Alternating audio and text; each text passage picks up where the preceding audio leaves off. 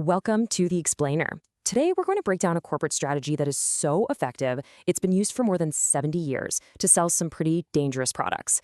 It's a playbook that always starts with denial, and it connects two industries you would probably never think have much in common.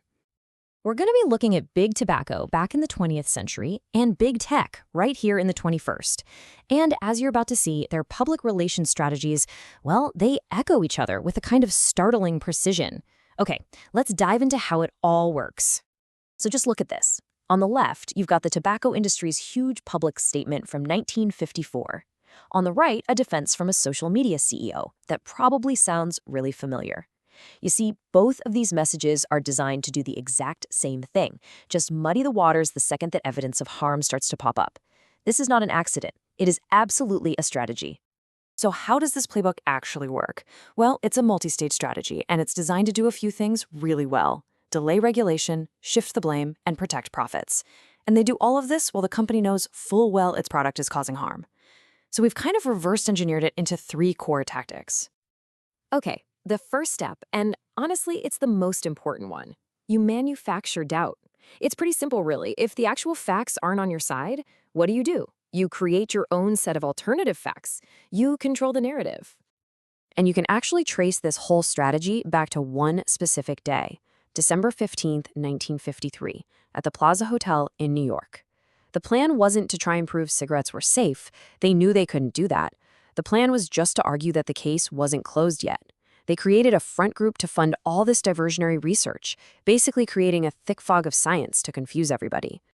And what's really interesting about this is just how brazen they were about it internally.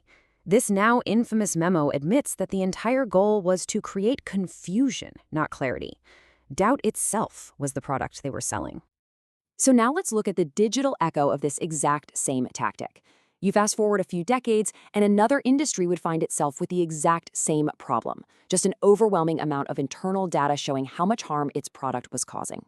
So here's the crucial point. Those leaked documents, what we now call the Facebook files, they show that the company knew exactly how toxic Instagram was for a lot of teens. One of their own internal slides flat out stated, "We make body image issues worse for 1 in 3 teen girls."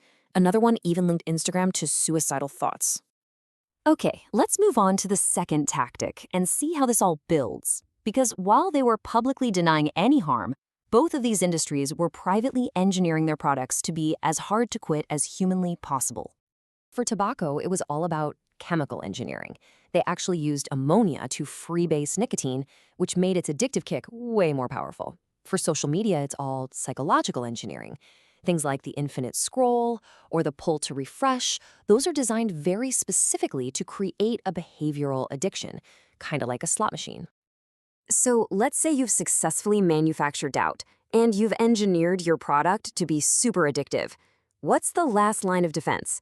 Well, you blame the user. And this table just illustrates the parallel perfectly. Both industries argue that because harm is complex, you can't possibly blame their product. And then they shift the entire burden of safety from their multi-billion-dollar corporation onto the individual. For tobacco, the magic phrase was informed choice. For tech, it's digital literacy. But let's be honest, is it a fair fight?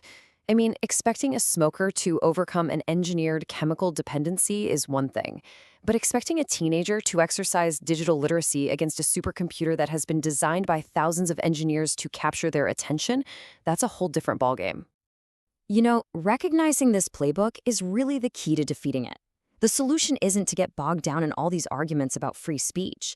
It's to regulate social media the same way we regulate other products that are potentially harmful. This one idea just reframes the entire debate. We're not talking about what people post. We're talking about the safety of the product's design, the algorithms that are literally choosing what 1 billion people see every single day. So what does that actually look like?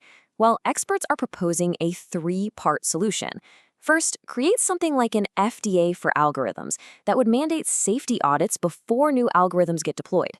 Second, establish a legal duty of care, which would make platforms legally responsible for design features that predictably harm kids.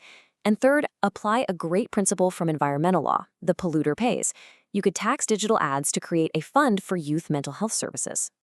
You know, the key takeaway is this.